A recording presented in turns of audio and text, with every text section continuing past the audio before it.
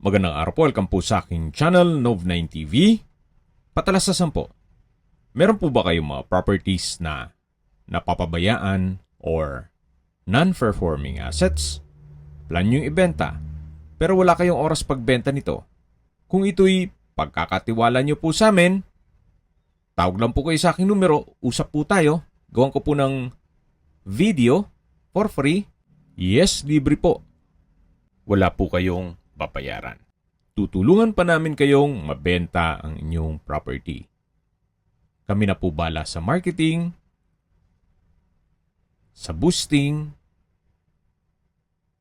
pati po sa paid advertisements, even sa tripping. Hindi na po kayo mapapagod sa pag-entertain ng mga buyers. Kami na po bala sa lahat. Tawag lang po kayo.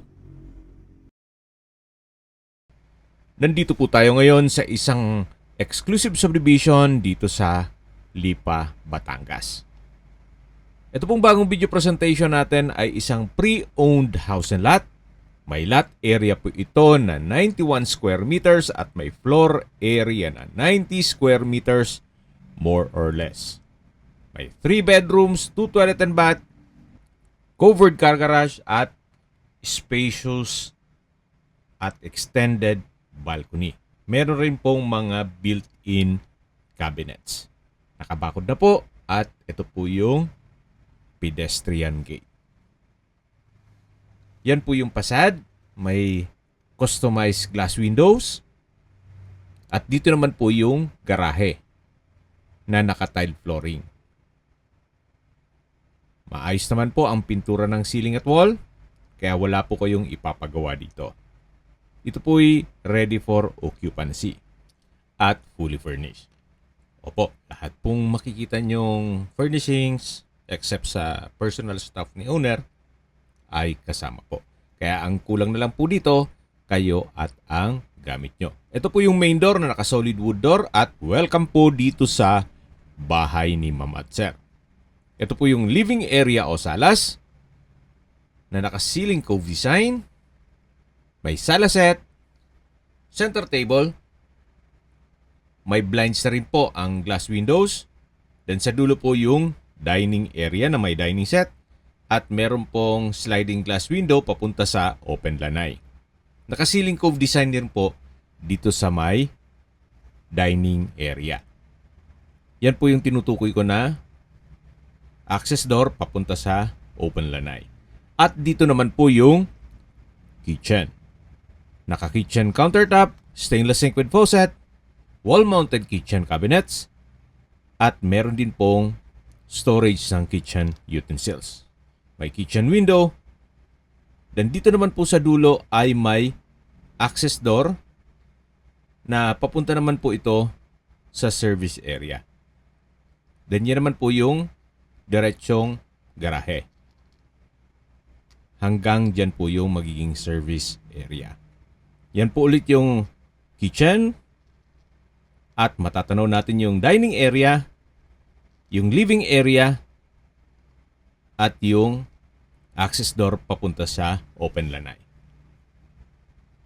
Ito pong living area ay may modern chandelier at may pin lamps. Dito naman po sa under stairs ay meron pong toilet and bath. Ito yung naka-solid wood door at kumpleto rin po ang bathroom fixtures gaya ng hand wash basin, shower, water closet, at naka-tile bathroom wall. Meron din po itong bathroom window. Balik po ulit tayo dito sa may dining area. At yan po ulit yung living area. Then yung main door. Ito naman po yung hagdan o stairs na kung saan naka-wooden handrail, tapos glass railing, at tiled staircase. Meron din pong staircase window na nag-serve as natural sunlight.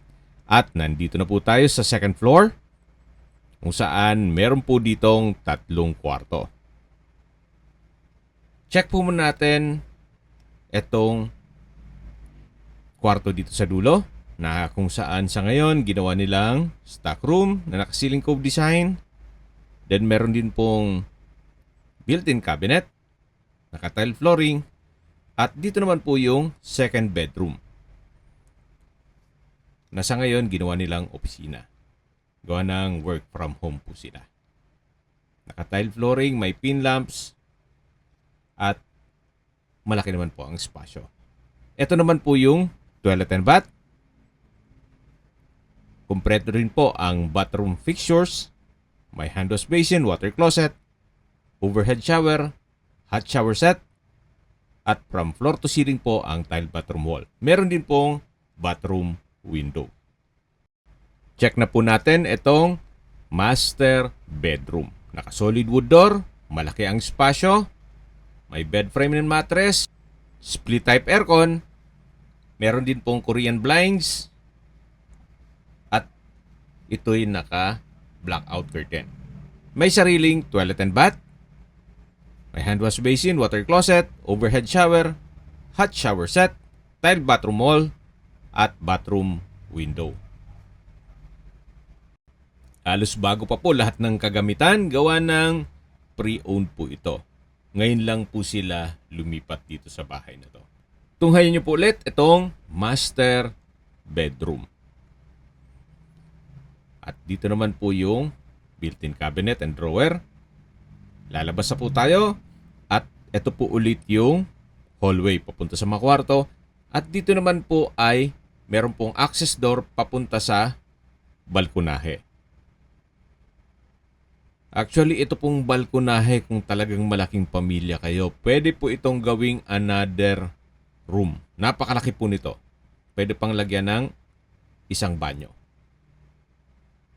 Yan po ang inyong mga magiging kapitbahay. Napakatahimik po ng lugar, sariwang hangin, at dito po sa Lipa, malamig din po ang klima. Especially pag bare months. At habang naglilibot po tayo, pag-usapan na natin ang distance, location at travel time. Mula po sa Robinsons, Lipa, De La Salle at Mary Mediatrix Medical Center Hospital, ang distance is 8 kilometers at ang travel time is 20 minutes. At yan po yung lagi kong binabanggit sa aking video na dapat nyo i-consider sa pagharap ng property ay yung meron pong malapit na hospital. Hindi ko naman po sinasabing sakitin kayo. Yan naman po for emergency purpose lang naman.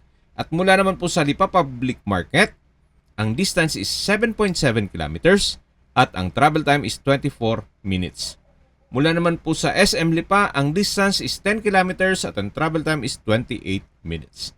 Mula naman po sa airport or sa Manila, ang distance is 82 kilometers at ang travel time is 1 hour and 27 minutes. Wala pa pong 2 oras, nasa Manila na po kayo or mula Manila papuntang Lipa City. Ito po yung setback o likod ng bahay, napaikot po ito hanggang dito sa may service area. At doon naman po sa kabila ay yung open lanai na naka-tile flooring rin po yan. Okay, sa presyo na po tayo. Binibenta po ito ni owner sa halagang 7.5 million pesos net. Ibig pong sabihin, si buyer na po ang sasagot sa lahat ng taxes at expenses with regard to documentation. Ito po titulado, buhay po ang may-ari, kaya wala po kayong magiging problema sa documentation o sa transfer ng title. Kung may mga katanungan po kayo, tawag lang po kayo sa aking numero. At sa mga kababayan naman natin nasa ibang bansa, meron po akong WhatsApp, Viber, Telegram, Signal, at same number lang po. 0917-316-3399. Sa mga nagtatanong naman po ng aming Facebook, meron po aming Facebook page na Nov9TV at Facebook Real Video. Meron din pong TikTok at Instagram. May ibang YouTube channel po kami, the Nov9TV channel, Nov9TV Listings, Nov9TV On The Spot, Nov9TV Updates, at Nov9TV House Rental. Sana po naibigyan nyo ang video presentation. Paki-like and subscribe na lang po sa aking channel para ma-update din po kayo sa aking future listings. Kung sakali po hanap nyo yung mas malaking sukat ng lupa, meron din po kami ibang listings na pwede nyong pagpilian. Huwag po kayong mag-atubiling tumawag sa amin. Then, let us know your budget para malaman namin kung anong property pwede naming ilog sa inyo. Sa lahat pong viewers, subscriber at nagtiwala po sa amin, salamat po sa suporta. Ingat po kayo lagi at yung pamilya. Maraming salamat po.